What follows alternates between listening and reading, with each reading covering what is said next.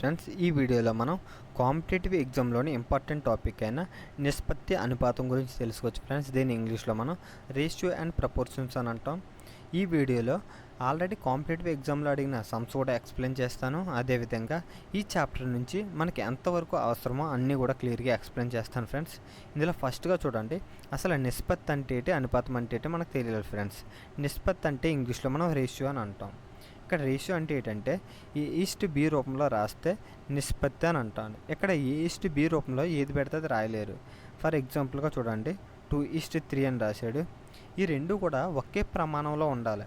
అంటే ఇక్కడ కేజీల్లో ఉంటే ఇక్కడ కూడా కేజీల్లోనే ఉండాలి, ఇక్కడ లీటర్స్లో ఉంటే ఇక్కడ కూడా లీటర్స్లోనే ఉండాలి. అంతేగాని కేజీలని లీటర్లను కూడా ఎప్పుడు మనం కంపేర్ చేయలేము. అంటే ఒకే దాన్ని కంపేర్ చేసుకోవాలి. ఇక్కడ ఇంకా మనకు తెలియాల్సింది ఏంటంటే చూడండి, A:Bని ఏలో మనం ఏని ఏమంటామంటే పూర్వపదం అని అంటాం. పూర్వపదం ఇంగ్లీష్లో యాంటీసిడెంట్ అని అంటారు. యాంటీసిడెంట్. దీన్ని పరపదం అని అంటాం. పరపదం ఇంగ్లీష్లో దీన్ని కన్సీక్వెంట్ అని అంటారు. కన్సీక్వెంట్. ఇంకా ఫస్ట్ టర్మ్ అని కూడా అనొచ్చు, దీన్ని సెకండ్ టర్మ్ అని కూడా అనొచ్చు, మొదటి పదం రెండో పదం అని కూడా అనొచ్చు.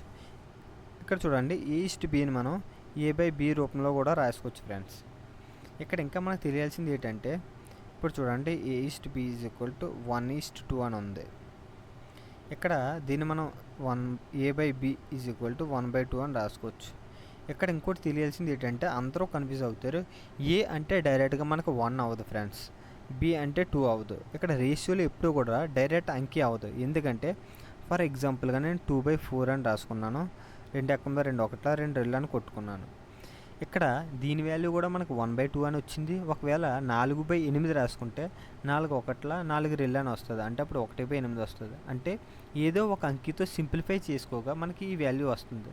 అందుకోసమని నేను సింప్లిఫై చేసిన వాల్యూని ఏదైనా అనుకుంటాను, అంటే P అనుకుంటాను. అప్పుడు ఏమవుతుంది, మనకి A = 1P అవుతుంది, B = 2P అవుతుంది. అంటే ఈ రెండిట్లు కూడా ఒక అంకితో ఈ P అనే దాంతో క్యాన్సిలేషన్ చేసుకోగా మనకు 1/2 వచ్చింది. అందుకని ఏ వాల్యూ డైరెక్ట్గా రేషియోలో ఎప్పుడు కూడా 1 అవ్వదు ఫ్రెండ్స్. ఈ విషయం కూడా తెలుసుకోవాలి.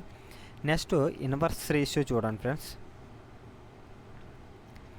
ఇది కూడా చాలా ఇంపార్టెంట్. విలోమ నిష్పత్తి అని అంటాం. ఇప్పుడు చూడండి, A:B యొక్క ఇన్వర్స్ రేషియో ఏంటంటే దీన్ని మనం యాక్చువల్గా ఎలా రాసుకుంటామంటే 1/A:1/B అని రాసుకొని, ఈస్ట్ ఉంది కాబట్టి మళ్ళీ బై కింద రాసుకొని సింప్లిఫికేషన్ చేసుకుంటే మనకి ఏమొస్తుంది, B:A వస్తుంది ఫ్రెండ్స్. ఇక్కడ 1/A/1/B అని రాసుకుంటే మళ్ళీ భిన్నాన్ని రివర్స్ చేసుకుంటే మనకి B:A అని వస్తుంది. డైరెక్ట్గా మనం A:Bని ఇన్వర్స్ రేషియో ఏంటి, B:A అని చెప్పవచ్చు దీనికి రివర్స్లోనే. అదే ఒకవేళ 3 ఉంటే A:B:C అని 3 ఉంటే దీన్ని ఎలా రాసుకుంటాం మనం, దీని ప్రకారం 1/A:1/B:1/C. ఇది మాత్రం రివర్స్లో రాదు ఫ్రెండ్స్, ఎందుకంటే 3 ఉన్నాయి కాబట్టి. ఇది ఎలాగ వస్తుంది అంటే ఇక్కడ కూడా 3 టర్మ్స్ వస్తాయి. అది ఎలాగా, ఫస్ట్ దాంట్లోని ఫస్ట్ వదిలేసి మిగతా 2 రాయాలి. అంటే ఫస్ట్ టర్మ్కి BC రాస్తాం, అంటే ఫస్ట్ వదిలేసి. నెక్స్ట్ B అంటే సెకండ్ టర్మ్కి Bని వదిలేసి రాయండి, అంటే AC ఈస్ట్. మూడో దానికి మూడోది వదిలేసి మిగతా 2 రాయండి, అంటే AB అవుతుంది. ఇది దీని యొక్క ఇన్వర్స్ రేషియో అవుతుంది ఫ్రెండ్స్. ఒకవేళ 4 ఇచ్చినా సరే ఫస్ట్ టర్మ్ ఫస్ట్ను వదిలేసి మిగతా 3 రాసుకుంటాం, సెకండ్ వదిలేసి మిగతా 3 రాసుకుంటాం. ఆ విధంగా రాసుకుంటాం ఫ్రెండ్స్. దీన్ని కూడా మనకు డైరెక్ట్గా అంకీలు ఇచ్చేసి మనం అడగొచ్చు. నెక్స్ట్ చూడండి, మనం నెక్స్ట్ నిష్పత్తి రకాలు తెలుసుకోవాలి. అంటే రేషియో టైప్స్ ఎన్ని ఉంటాయి, మొత్తం మీద 5 ఉంటాయి ఫ్రెండ్స్. ఇందులో ఫస్ట్ చూడండి ఏంటంటే బహుళ నిష్పత్తి. దీన్ని ఇంగ్లీష్లో కాంపౌండ్ రేషియో అని అంటాం.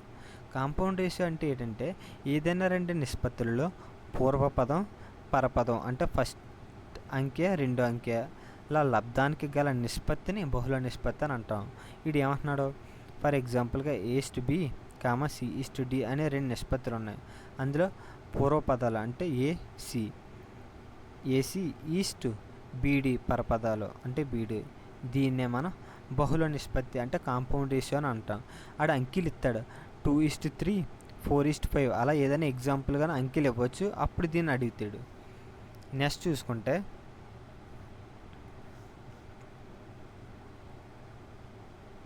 నెక్స్ట్ చూడండి ఫ్రెండ్స్, వర్గ నిష్పత్తి. దీన్ని ఇంగ్లీష్లో డూప్లికేట్ రేషియో అని అంటారు. ఇక్కడ వర్గం ఇక్కడ మీకు క్లియర్గా అర్థమైపోద్ది. ఫర్ ఎగ్జాంపుల్గా ఈస్ట్ బి వర్గ నిష్పత్తి అని అడిగితే, వర్గ నిష్పత్తి వర్గం అంటే అందరికీ తెలిసిందే, ఏటి మనకి ఏ స్క్వేర్, స్క్వేర్ చేయడమే ఈస్ట్ బి స్క్వేర్. చూడండి అంకెలు తీసుకుంటున్నాను 2:3. దీని యొక్క వర్గ నిష్పత్తి అని అడిగితే 2 స్క్వేర్ ఈస్ట్ 3 స్క్వేర్ అంటే మనకి ఏమవుతుంది 4:9 అవుతుంది ఫ్రెండ్స్. ఇది మనకి వర్గ నిష్పత్తి అవుతుంది. ఒకవేళ నెక్స్ట్ చూడండి, వర్గమూలముల నిష్పత్తి అంటే సబ్ డూప్లికేట్ రేషియో అని అంటాం. ఇది ఎలాగంటే ఇక్కడ కూడా A:B వర్గమూలముల నిష్పత్తి అని అడిగితే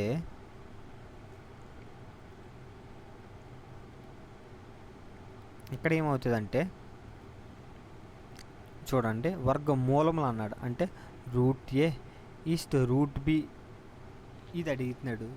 ఇక్కడ 4:9 అని నేను తీసుకుంటే ఎగ్జాంపుల్గాన దీని యొక్క వర్గమూలం నిష్పత్తి ఎలా రాసుకుంటాం మనం, √4 ఈస్ట్ √9 అంటే √4 వాల్యూ మనకి ఎంత అవుతుంది 2:3 అయిపోద్ది. ఇది మన ఫైనల్ ఆన్సర్ వస్తుంది ఫ్రెండ్స్. ఇక్కడ నెక్స్ట్ ఇంకా తెలియాల్సింది ఏంటంటే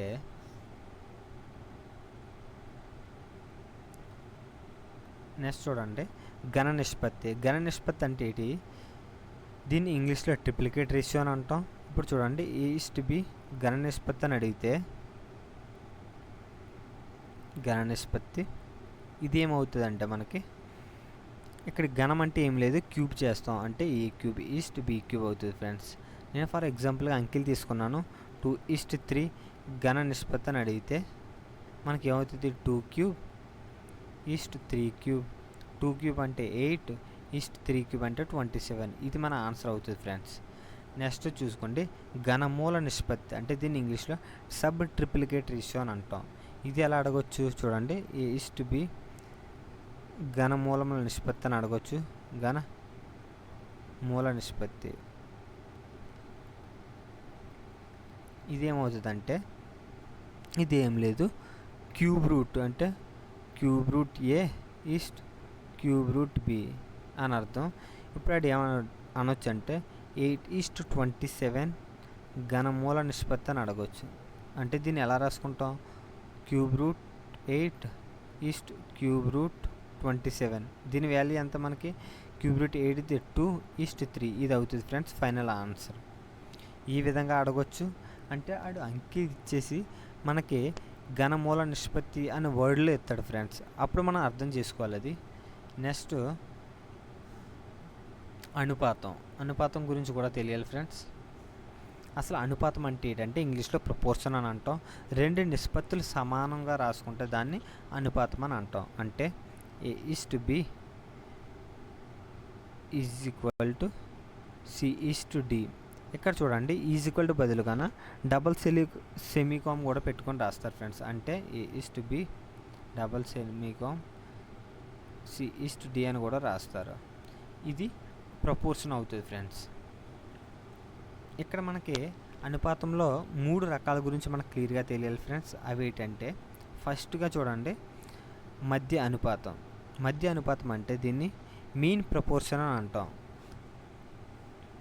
ఇక్కడ చూడండి అసలు మీన్ ప్రపోర్షన్ అంటే ఇక్కడ మన దాంట్లోనే క్లియర్గా అర్థమవుతుంది. మధ్య అంటే మధ్యలో ఉన్న దాని యొక్క ప్రపోర్షన్ అని.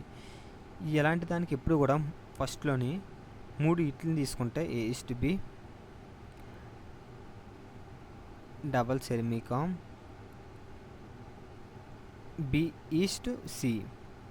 అంటే ఇక్కడ 3 తీసుకున్నాను, A,B,C. Bని 2 సార్లు ఎందుకు తీసుకున్నాను అంటే చూడండి దీన్ని ఎలా రాసుకుంటాం మనం, A/B = అని కూడా రాసుకోవచ్చు, B/C. ఇప్పుడు క్రాస్ మల్టిప్లికేషన్ చేసుకుంటే మనకి ఏమవుతుంది B² అంటే B² AC అంటే మనకి AC అవుతుంది.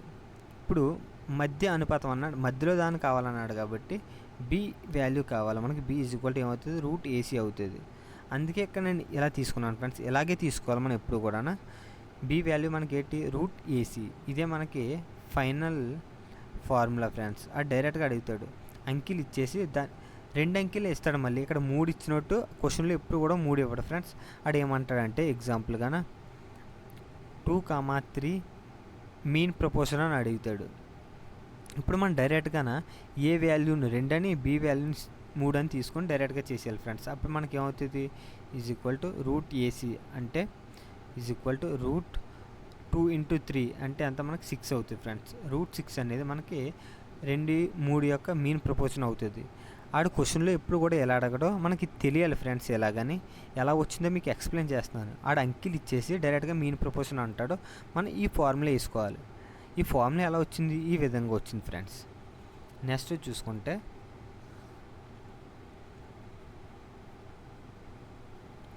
తృతీయ అనుపాతం అంటే థర్డ్ ప్రపోర్షన్ అంటాం. ఇక్కడ కూడా సేమ్ ఏంటంటే ఇప్పుడు A:B సేమ్ డబుల్ సమీకరణం B:C తీసుకుంటే ఇక్కడ కూడా సేమ్ అలా గుణించుకుంటే మనం A/B = B/C అవుతుంది. ఇక్కడ తృతీయ అనుపాతం అన్నట్టు క్లియర్గా మనకు మ్యాక్సిమం చేస్తున్నాడు. ఇక్కడ క్రాస్ మల్టిప్లికేషన్ చేసుకుంటే B² = CA. తృతీయ అంటే ఏంటి, C, మూడోది కావాలి మనకి. అప్పుడు C ఏమవుతుంది, B²/A = C అవుతుంది. అంటే A ఇటు సైడ్ వచ్చేది కాబట్టి, అంటే దీని యొక్క డైరెక్ట్ ఫార్ములా ఏంటి మనకి B²/A ఫ్రెండ్స్. ఇక్కడ కూడా మనకి 2 ఇస్తాడు. అంటే ఫర్ ఎగ్జాంపుల్గా నాడు ఏమంటాడు 4,5 థర్డ్ ప్రపోర్షన్ ఎంత అని అడుగుతాడు. థర్డ్ ప్రపోర్షన్ ఇక్కడ మనం ఏం చేస్తామంటే సేమ్ అంతే, 5ని B కింద తీసుకుంటాం, 4ని A కింద తీసుకుంటాం. ఇక్కడ B² అంటే 5²/4 అంటే 25/4 అవుతుంది ఫ్రెండ్స్. ఈ విధంగా సమ్స్ అనేది అడగడం జరుగుతుంది డైరెక్ట్గా కాంపిటేటివ్ ఎగ్జామ్లోని. అంతేగాని ఈ విధంగా అడగడం ఫ్రెండ్స్. ఇది మీకు ఎక్స్ప్లెయిన్ చేయడం కోసమని ఇలా చెప్తున్నాను. నెక్స్ట్ చతుర్థ అనుపాతం అంటే చూడండి, ఇక్కడ మాత్రం 4 వస్తాయి ఫ్రెండ్స్. అంటే A:B డబుల్ సెమీకాన్ C:D. ఇక్కడ చూడండి దీన్ని ఎలా చేస్తాం, A/B = C/D. ఇక్కడ 4ది కావాలి. ఇక్కడ క్రాస్ మల్టిప్లికేషన్ సేమ్ అలా చేసుకుంటాం మనం. అంటే AD = BC. ఇక్కడ D వాల్యూ కావాలి కాబట్టి D మనకి ఏమవుతుంది, BC/A అవుతుంది. ఇక్కడ మనకి ఏం చేస్తాడంటే 3 అంకెలు ఇస్తాడు ఫ్రెండ్స్. ఎగ్జాంపుల్గాన ఏమంటాడు 2, 3, 4 ఫోర్త్ ప్రపోర్షన్ అని అడుగుతాడు. ఇక్కడ దీన్ని ఎలా చేస్తాం మనం, సేమ్ మనం A అంటే 2 తీసుకుంటాం, B అంటే 3, C అంటే 4. BC అంటే 3 × 4 అంటే 12/A అంటే మనకి ఎంత 2. ఇప్పుడు క్యాన్సిల్ చేసుకుంటే 2 ఎకం 2 1, 2 ఎకంలో 2 6 12. ఈ విధంగా చేయాలి ఫ్రెండ్స్.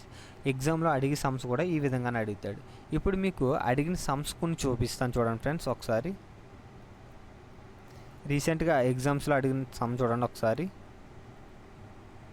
RRB గ్రూప్ డీలో అడిగిన సమ్ చూడండి ఫ్రెండ్స్. ఏమంటున్నాడంటే which of the following is lowest ratio. అక్కడ రేషియోలో ఇచ్చాడు, దాన్ని లోయెస్ట్ ఎంత అని అడుగుతున్నాడు. రేషియో అంటే నేను భిన్నం కింద రాసుకొచ్చి అన్నాను. ఇక్కడ భిన్నం కింద రాసుకుంటే సింపుల్గా అయిపోద్ది. అంటే 7/15, 15/23, 17/25, 21/29 భిన్నం కింద రాసుకున్నాను. ఇప్పుడు ఒకసారి చూడండి వీటికి డిఫరెన్స్ ఎంత, 8. దీనికి డిఫరెన్స్ 8, దీనికి డిఫరెన్స్ కూడా 8, దీనికి డిఫరెన్స్ 8. అంటే సేమ్ డిఫరెన్స్ ఉండి క్రమభిన్నం కదా, ఇవన్నీ కూడా క్రమభిన్నాలు. క్రమభిన్నం అంటే మీద లవం కన్నా హారం ఎక్కువగా ఉంటుంది. అలా ఉంటే నేను భిన్నాలు టాపిక్ చెప్పాను ఆల్రెడీ. అందులో నేను ఏమన్నాను, అన్నింటికన్నా చిన్న అంకి మీద ఏముందో అదే మనకు చిన్న భిన్నం అవుతుంది. అంటే ఇందులో ఏమవుతుంది, మనకి 7 చిన్నది కాబట్టి అంటే ఇదే మనకు చిన్నది అవుతుంది ఫ్రెండ్స్. లోయెస్ట్ రేషియో అంటే ఆప్షన్ ఏ ఫ్రెండ్స్. నెక్స్ట్ చూడండి ఒకసారి చూడండి, అది ఏమంటున్నాడు, what will be the simplest form of the ratio 3 hours a day. ఒక రోజులోని 3 గంటల యొక్క రేషియోని సింప్లెస్ట్ ఫామ్లో రాయమంటున్నాడు. అంటే మొత్తం మీద ఎన్ని గంటలు మనకి 24 గంటలు. 24 గంటలను అది ఎన్ని గంటలు అంటున్నాడు, 3 గంటలు. అంటే ఈ విధంగా చేస్తే సింప్లెస్ట్ ఫామ్లో అంటున్నాడు. 3 ఎకం 3 1, 3 ఎకం 3 8. ఇంకా దీనికన్నా సింప్లెస్ట్ ఫామ్లో చేయలేము. అంటే దీని ఆన్సర్ ఏంటి మనకి ఆప్షన్ సి ఫ్రెండ్స్. నెక్స్ట్ ఒకసారి చూసుకుంటే చూడండి, ఆడు ఏమంటున్నాడంటే which of the following ratios is equivalent to 3:2. అంటే 3:2 అనే రేషియోకి ఈక్వల్గా ఇందులో ఏది ఉందని అడుగుతున్నాడు. ఇక్కడ చూడండి ఒకటి అబ్జర్వ్ చేయండి, ఇది 3 పార్ట్లు, ఇది 2 పార్ట్లు. ఈ 2 పార్ట్‌లోని సగం చేస్తే మనకి ఒక పార్ట్ వచ్చేద్ది. ఆ ఒక పార్ట్‌ని మళ్ళీ ఈ 2 పార్ట్‌లు కలిపేస్తే మనకి ఈ 3 పార్ట్‌లు రావాలా. అప్పుడే ఇది ఈక్వల్ అయినట్టు. ఇప్పుడు చూడండి 38కి సగం చేస్తే మనకి ఎంత 19. ఆ 19ని ఒక పార్ట్ కదా, ఆ ఒక పార్ట్ ఈ 2 పార్ట్‌లు కలిపితే మనకి ఇది వస్తుందా? రావట్లేదు. చూడండి 38కి 19 కలిపితే వస్తుందా? రావట్లేదు. అదే 37ని సగం చేసుకుంటే మళ్ళీ పాయింట్‌లోకి వెళ్ళిపోతుంది. ఇది అవ్వదు. 34ని సగం చేసుకుంటే ఎంత? మనకి 17 వస్తుంది. ఆ 17 అనేది 34 కలిపితే మనకు వస్తుందా? రావట్లేదు ఇక్కడ. ఇక్కడ మళ్ళీ 36కి సగం ఎంత మనకి? 18. ఆ 18 అనేది ఈ 36 కలిపితే మనకు వస్తుందా? 54 వచ్చేస్తుంది. అంటే ఇది 18 ఎకంలో 18 రెళ్ళ 18 ఎకంలో 18 మూళ్ళ ఈ విధంగా ఈక్వల్గా ఉన్నదా అని అడుగుతున్నాడు. అంటే ఆప్షన్ మనకి డి అవుతుంది ఫ్రెండ్స్. నెక్స్ట్ కూడా ఒకసారి చూసుకుంటే చూడండి, ఇది కూడా రీసెంట్గా అడిగిందే. ఏమంటున్నాడంటే 3 numbers are in the ratio 2:17:19 and the sum of these numbers is 7752. Find the middle number. ఇక్కడ మిడిల్ నెంబర్ కనుక్కోమంటున్నాడు. 3 రేషియోలు ఇచ్చేసాడు. అది మొత్తం టోటల్ చేస్తే మనకి ఇది వస్తుంది అంటున్నాడు. ఇక్కడ చూడండి ఒకసారి 2:17:19 టోటల్ చేస్తే 7752 అంటున్నాడు. అలాగైతే ఈ మధ్యలో దాని గురించి కనుక్కోమంటున్నాడు. ఇక్కడ ఈ మొత్తం కలిపితే మనకి ఎంత వస్తుంది? 38 పార్ట్స్. నేను పార్ట్స్ అని అనుకుంటున్నాను. మొత్తం 38 పార్ట్స్ చేస్తే 7752 అంట. ఆడేమని అడుగుతున్నాడు? 17 పార్ట్స్ అయితే ఎంత అని అడుగుతున్నాడు మధ్యలోది. చూడండి, ఎలాంటి దాన్ని ఎప్పుడైనా సరే 38 పార్ట్లు 7752 అయినప్పుడు 17 పార్ట్లు ఎంత అవుతుందంటే 38 పార్ట్ల కన్నా ఇంకా తక్కువ అవుతుంది. అంటే తక్కువ వాల్యూ మీద రాసుకున్నాను, ఎక్కువ వాల్యూ కింద రాసుకోండి. 8 పార్ట్స్ క్యాన్సిల్ అయిపోతాయి కాబట్టి ఇంకా అది రాసుకోవసరం లేదు. మిగిలింది ఎంత మనకి? 7752. ఇప్పుడు దీన్ని క్యాన్సిల్ చేసుకుంటే 2 ఎకంలో 2 19, 2 ఎకంలో 2 3 6, ఇంకా 1 మిగులుతుంది. 1 7 17, 2 8 16, అంటే ఇంకా 1 మిగులుతుంది. 1 5 15, 2 7 14, ఇంకా 1 మిగులుతుంది. 1 2 12, 2 ఎకంలో 2 6 12. ఇక్కడ 19తో డైరెక్ట్ క్యాన్సిల్ చేసుకోండి. 19 ఎకంలో 19 1, 19 రెళ్ళ 38.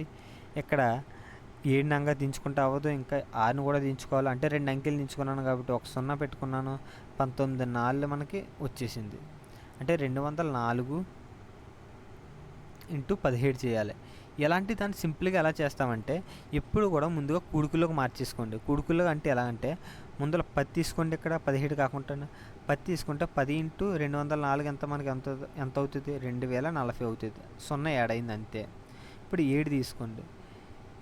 7 ఇంటూ 2 చేయండి. అంటే 7 ఇంటూ 200 చేస్తున్నాను. 4ని పక్క తీసుకోండి. 7 రెళ్ళు ఎంత? మనం 1400. మనకి ఎంత అయింది? 1400. ఇంకా మిగిలింది ఎంత? 4 మిగిలిపోయింది. ఇప్పుడు మళ్ళీ 7 ఇంటూ 4 చేస్తే మనకి ఎంత? 28. ఇప్పుడు మొత్తం యాడ్ చేసుకుంటే 8 6 4 3 అంటే మనకి ఏమవుతుంది ఫ్రెండ్స్? ఈ మధ్యలోది మిడిల్ నెంబర్ ఏమవుతుంది మనకి? 3468 అవుతుంది ఫ్రెండ్స్. అంటే option be friends. Thank you friends. Video నచ్చితే లైక్ చేయండి ఫ్రెండ్స్. మరిన్ని వీడియోల కోసం ఛానల్ సబ్స్క్రైబ్ చేసుకోండి ఫ్రెండ్స్.